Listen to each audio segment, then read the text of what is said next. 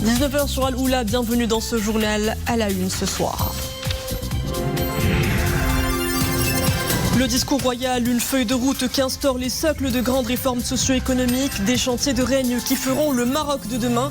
Focus dans cette édition sur les défis internes et externes relevés par le souverain. Nous en parlerons avec une juriste internationale. Madame Naïma Korchi est notre invitée plateau ce soir.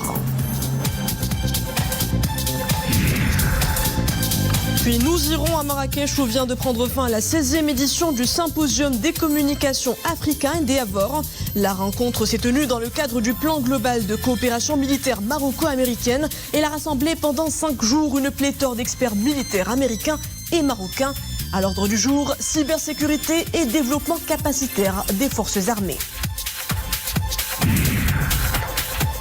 Nous resterons dans le Grand Marrakech cette fois-ci pour parler d'une sérieuse menace qui plane sur la ville Ocre et ses régions avoisinantes. Le stress hydrique continue de sévir sur fond de canicule et de sécheresse. Pour une exploitation optimale des ressources en eau, la région a déjà mis en place toute une batterie de mesures. Nous en parlerons avec une experte en direct de Marrakech.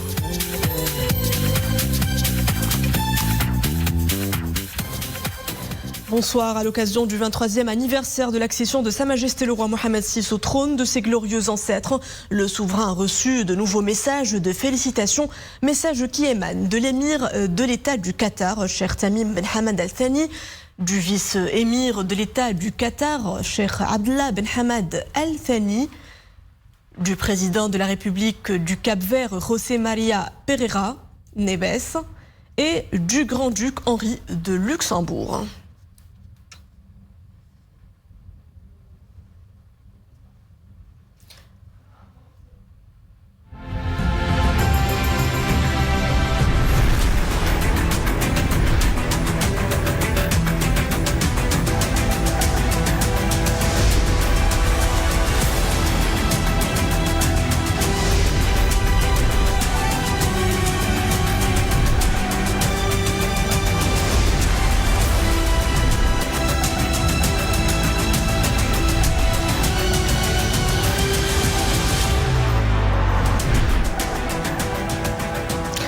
Bonsoir, à la une de cette édition, donc le discours royal à l'occasion du 23e anniversaire de la fête du trône définit les grands axes et actions à même de permettre au Maroc de relever les défis internes et externes.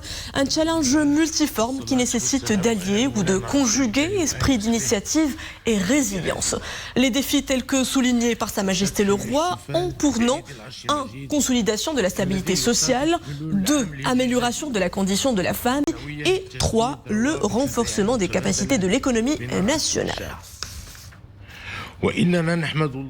Pour en parler, nous avons le plaisir de recevoir sur le plateau notre invitée, Madame Nadia Korchi. Bonsoir. Bonsoir. Donc vous êtes juriste internationale, membre du réseau Médiatrice pour la prévention des conflits auprès de l'Union africaine. Tout d'abord, Madame Korchi, le discours royal définit les priorités à même de relever les défis qu'impose à la fois la crise pandémique, mais aussi la conjoncture internationale. Quel regard portez-vous sur cette feuille de route royale qui conforte davantage les objectifs du nouveau modèle de développement ? Ce discours de Sa Majesté est un discours important, comme le sont tous les discours de Sa Majesté, puisqu'ils mettent à chaque fois l'accent sur les préoccupations majeures de notre société, mais également Sa Majesté donne des instructions pour qu'on puisse remédier à ces problématiques. Donc nous sommes dans une situation mondiale de crise socio-économique. Post-crise sanitaire du Covid, vient s'ajouter à cette crise sanitaire la crise en Ukraine, qui a des répercussions aussi socio-économiques dans le monde entier. Et donc Sa Majesté, le discours de Sa Majesté, justement, a une portée importante socio-économique. Et dans ce discours-là, justement, Sa Majesté a mis l'accent sur les femmes, l'importance d'inclure les femmes dans le développement socio-économique, puisqu'il ne peut pas y avoir de développement durable efficace s'il n'est pas inclusif. Donc il est essentiel, et c'est pour ça que moi je suis ravie de ce discours qui met l'accent sur l'importance d'accorder les droits aux femmes, pas simplement en tant que femmes, mais d'abord en tant que citoyennes. Comment nous les femmes, nous pouvons participer au développement socio-économique de notre pays si encore une bonne partie des femmes de notre pays ne bénéficient pas de leurs droits tels que leur sont octroyés soit par la Constitution, soit par le Code de la famille. Donc Sa Majesté a mis en exergue la nécessité à la fois de revoir les différentes réformes passées, la nécessité de les réviser si c'est nécessaire, mais aussi de mettre sur le terrain, par exemple comme les tribunaux dans différentes régions, les mesures nécessaires pour que les femmes puissent d'abord avoir accès à leurs droits et ensuite être des actrices comme les hommes pour participer au développement socio-économique du pays. Donc c'est un discours extrêmement important parce qu'il donne comme feuille de route d'être inclusif. Et aussi, la crise sanitaire a montré aussi qu'il y a des tranches de la population qui ont été plus affectées que d'autres, les femmes notamment, mais aussi un certain nombre de populations qui sont dans des situations fragiles. Et c'est pour ça que Sa Majesté a appelé aussi au droit à la santé pour tous, et donc à une couverture médicale plus efficace pour toute la population. Et au plan international, le discours royal a donné la priorité au Maghreb avec cette main tendue du royaume à son voisin algérien. La sagesse du Maroc s'affirme encore et toujours. Vous qui êtes experte femme, paix et sécurité, cette main tendue du Maroc est-elle fortement applaudie par les instances continentales et internationales ? Tout à fait. Sa Majesté le Roi est un homme de paix. Comme ses glorieux ancêtres, la monarchie marocaine a toujours été caractérisée par une politique de paix. Et simplement, ce n'est pas simplement un état d'esprit, mais on le voit aussi dans les différentes actions, aussi bien sur le plan national qu'international. Sur le plan national, nous voyons la gestion pacifique du Maroc dans le dossier du Sahara marocain, une gestion qui est saluée sur la scène internationale et qui est vue même comme un modèle par d'autres pays. Donc vraiment, ça, c'est quelque chose de très important. Ensuite, on le voit sur la participation et la contribution du Maroc à la consolidation de la paix dans d'autres pays qui sont en crise. On le voit par exemple par les bons offices du Maroc dans la crise libyenne. On le voit avec la contribution des casques bleus. Et puis, il faut le rappeler, le Maroc est parmi les premiers à avoir envoyé des casques bleus sur le terrain juste après les indépendances. Et on le voit aussi avec l'efficacité et la contribution du Maroc, pas simplement auprès des Nations Unies, mais aussi au sein de l'Union africaine, parce que le Maroc est membre du Conseil Paix et Sécurité, avec des activités et des initiatives très importantes pour consolider la paix. Comme vous le savez, malheureusement, le continent africain est encore, il y a encore beaucoup de crises et de conflits. Donc, le Maroc est vraiment un acteur incontournable. Et moi, qui travaille sur les questions de prévention des conflits au sein de cette organisation et qui a été déployé sur le terrain, le rôle leader du Maroc dans la consolidation de la paix est reconnu. Et la personnalité même du roi, son empathie pour trouver des solutions et pour la médiation est vraiment saluée par la communauté internationale. Et on le voit même avec notre voisin algérien, alors que les autorités algériennes ont rompu les relations diplomatiques avec notre pays. Le Maroc, et c'est vraiment, ça s'est aussi reconnu, la grandeur d'âme de Sa Majesté, de tendre la main pour le bien-être des deux populations, parce qu'on rappelons-le, si le gouvernement algérien a eu des politiques hostiles, il n'y a pas de problème avec les populations marocaines et algériennes. Et moi, je le vois, je suis amenée à travailler avec des Algériens, avec la société civile. Nous collaborons de façon positive. Donc, je suis confiante que, à l'avenir, nos relations pourront être redevenir telles qu'elles étaient dans le passé, où elles étaient excellentes. Donc, on le voit aussi, pour finir sur les questions de femmes, paix et sécurité, je suis vraiment très contente et satisfaite de voir aussi que sur les auspices de Sa Majesté, les femmes sont associées aussi aux questions de paix dans la prévention des conflits. On le voit avec, par exemple, de plus en plus de femmes font partie des casques bleus qui sont envoyés sur le terrain. Et puis, je le rappelle, le Maroc aussi, en accord avec le vote de la résolution du Conseil de sécurité 1325, le Maroc a adopté un plan d'action national en mars 2022 pour encourager les femmes aussi à aller dans le secteur paix et sécurité, dans la prévention diplomatique. Donc vraiment, on voit que non seulement on est dans un esprit de paix, mais aussi le Maroc, grâce à Sa Majesté, il y a des activités à la fois sur le plan interne et international pour consolider cette paix sur le continent africain. Merci Madame Naïma Krouchi. Je rappelle que vous êtes juriste internationale et membre du réseau des médiatrices pour la prévention des conflits auprès de l'Union africaine. Merci pour tous ces éclairages.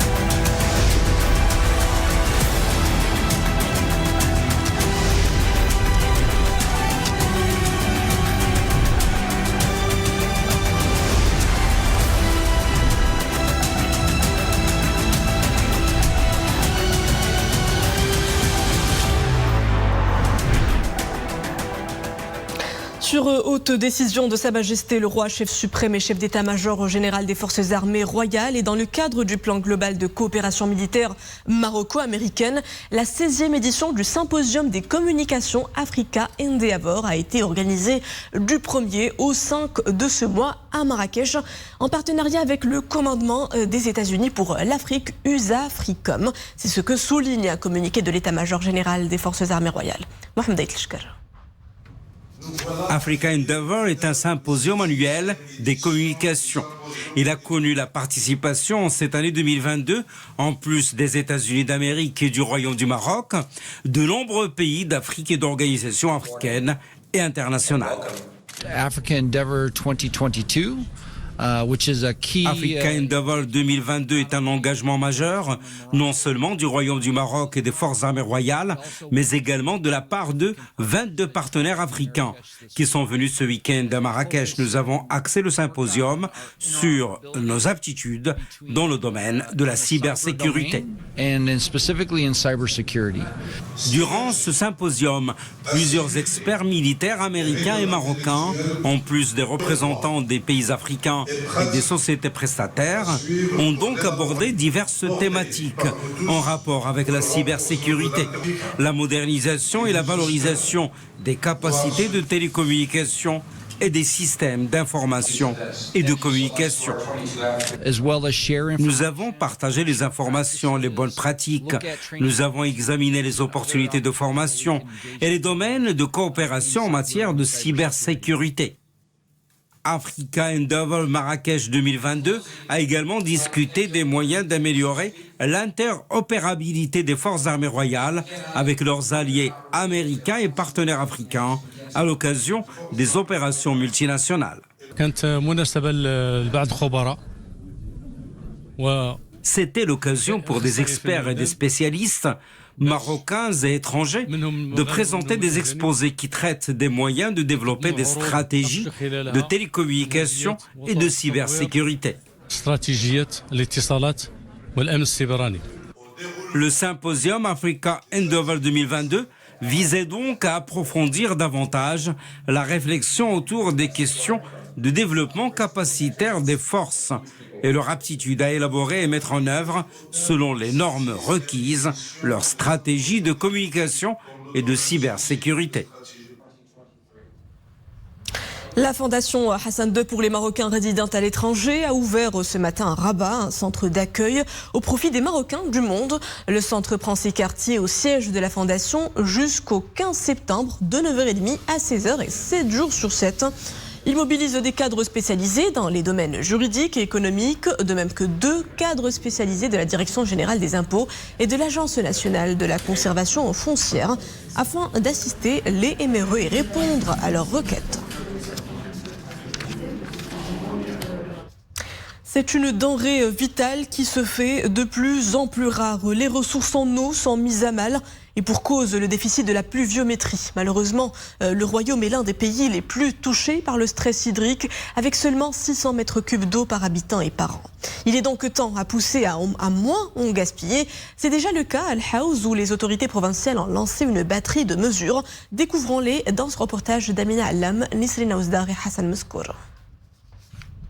Il n'a pas suffisamment plu ces dernières années. Les ressources des barrages et des bassins s'amenuisent. Partout au Maroc, le stress hydrique ne cesse de monter. Pour s'attaquer à ce sérieux problème et assurer l'alimentation en eau potable du Grand Marrakech et des agglomérations avoisinantes, y compris le rural, un comité de vigilance s'est constitué. 2 projets phares sont lancés. Le premier, le projet Al-Massira. Il s'agit d'une prise d'eau sur le barrage avec un débit journalier de 276 000 mètres cubes. Et ce n'est pas tout. Et une adduction de 125 km dont le diamètre varie entre 1,30 m et 2 mètres. Et aussi 3 stations de pompage et 7 réservoirs d'une capacité de stockage de 93 mètres cubes. 1000 mètres cubes. Et cette capacité de production s'ajoute à la capacité de production actuelle de la station de traitement Rocade à Marrakech, qui a une capacité de 3300 litres seconde. Et cette station est alimentée à partir de deux bassins, Yacoub el-Mansour, barrage Yacoub el-Mansour et barrage de Takerkous. Et à partir du bassin Rabi' à partir du Hassan Ier et Sidi Idriss. Deuxième solution, le recours au traitement des eaux usées pour une exploitation optimale de cette ressource vitale. Le projet va bon train. Les travaux vont s'achever dès le début de l'année 2023. Et bonne nouvelle, la première tranche est déjà finalisée et des résultats concrets ont déjà été obtenus. Dans la ville de Marrakech, 14 terrains de golf et 26 espaces verts répartis sur plus de 200 hectares sont désormais irrigués avec les eaux émanant de la station en question. Le cycle de traitement de notre station et les opérations d'épuration jusqu'ici réalisées bénéficient déjà à certaines entreprises spécialisées dans le secteur du BTP et aux sociétés de gestion déléguées du service de nettoyage. Cela fait à peine 5 jours que le projet s'est concrétisé et plusieurs sociétés ont déjà sollicité ce service.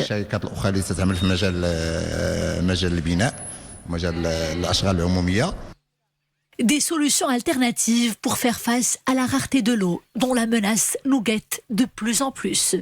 À nous également de contribuer à ces efforts collectifs avec une consommation rationnelle de cette ressource vitale. Et pour plus d'éclairage sur la gestion des réserves du bassin hydraulique de Tinsift, nous avons avec nous en direct de Marrakech Madame Khairallah Ithar. Bonsoir, vous êtes chef de la division de la gestion durable des ressources en eau du bassin hydraulique de Tinsift. Tout d'abord, quelle est la situation dans les barrages qui assurent en eau potable l'alimentation du Grand Marrakech, soit une population d'1 million d'habitants? Bonsoir et merci de me recevoir. Tout d'abord, il faut savoir que les ressources propres du bassin de Tinsift sont insuffisantes pour subvenir aux besoins de la ville ou du Grand Marrakech en eau potable. Alors, la ville, elle bénéficie normalement d'un transfert à partir du bassin de Rabi' à hauteur de 60% du besoin. Alors le taux de remplissage des barrages qui assurent cette fonction est aujourd'hui à 20% et ils enregistrent un déficit en apport en eau par rapport à une année normale de moins 68%. C'est une année qui est exceptionnelle pour le bassin de Tinsift et qui vient après une succession de 4 années sèches. Donc face à cet état des lieux préoccupant, quelles sont les actions qui ont été menées pour gérer cette pénurie, ce stress hydrique, en plus de celles que nous avons vues dans le reportage? Alors, pour gérer la pénurie d'eau, il s'agit de suivre de façon minutieuse et en temps réel un ensemble d'indicateurs. Les apports quotidiens en eau, l'évaporation par effet de la chaleur, l'efficience des réseaux de transport et de distribution de l'eau et bien sûr la demande en eau. Ce suivi se fait maintenant de façon quotidienne, que ce soit à l'échelle régionale ou nationale, pour pouvoir prendre les mesures nécessaires en temps opportun. Donc face à cette pénurie, un changement de conduite s'impose chez les usagers de cette denrée rare. Quels sont vos conseils aux consommateurs et utilisateurs de cette denrée de plus en plus rare, on vient de le dire? Alors peut-être avant de parler des changements de comportement des utilisateurs, il faut signaler qu'un ensemble d'actions ont été prises dès l'apparition des premiers signes de l'année sèche. Ces actions concernent la mobilisation de ressources supplémentaires. On a commencé par l'utilisation des eaux du barrage Boulay Youssef, qui est un barrage qui est dédié normalement à l'irrigation, mais qui maintenant assure l'alimentation, assure les 2/3 des besoins de la ville de Marrakech en eau potable. Nous avons dernièrement, comme vous avez vu sur le reportage, commencé à utiliser les eaux à partir du barrage El Massira, qui, même s'il affiche aujourd'hui un taux de remplissage de 5%, il participe quand même à l'alimentation de l'eau potable de la ville de Marrakech. Alors, en plus de ces axes qui sont pour la mobilisation de ressources supplémentaires, un ensemble d'actions pour la réduction de la demande s'impose. Alors dans ce sens, dans le cadre du comité de vigilance de la préfecture de Marrakech, nous avons procédé à la régulation et la modulation des pressions au niveau des réseaux de distribution.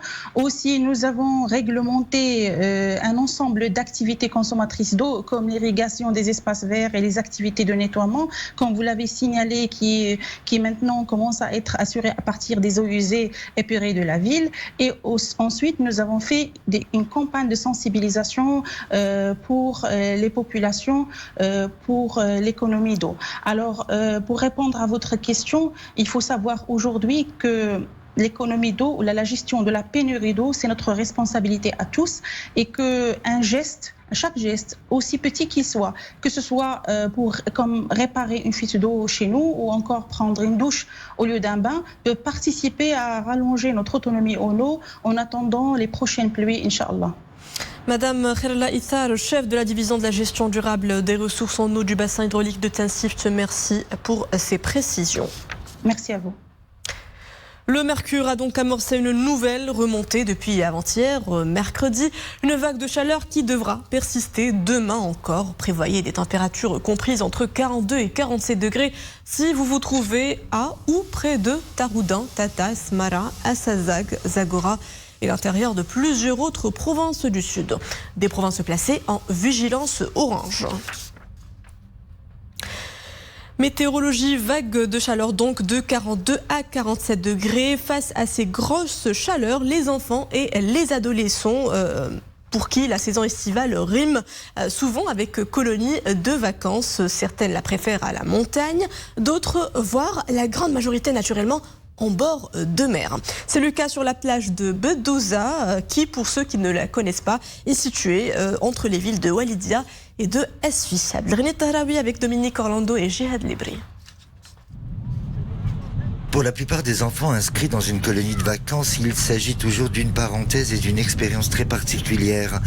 C'est très souvent la toute première fois qu'ils se retrouvent loin de la maison et surtout loin de leurs parents. Ils font alors connaissance avec tant de nouvelles aventures qui sont d'abord d'ordre amical.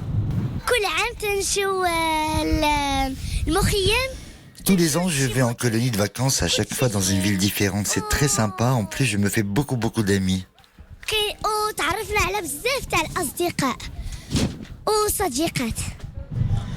À leur disposition pour égayer au mieux leur longue journée en bord de mer, quelques activités sportives, quelques jeux sur la plage, de vrais moments de fraîcheur à l'heure de la baignade, et puis plein d'autres activités, celles-ci plutôt d'ordre artistique. On fait du sport, mais aussi on chante, on danse, on fait du théâtre. Et les colonies de vacances sont donc une vraie session d'apprentissage et de découverte pour les plus jeunes qui sans doute retourneront à la maison la tête pleine d'histoires et d'idées toutes nouvelles. Et c'était la page de fin de cette édition. Merci à vous de l'avoir suivi à 21h. Le retour de l'information avec le journal Al Raïsia. Très belle soirée à tous sur Al-Oula.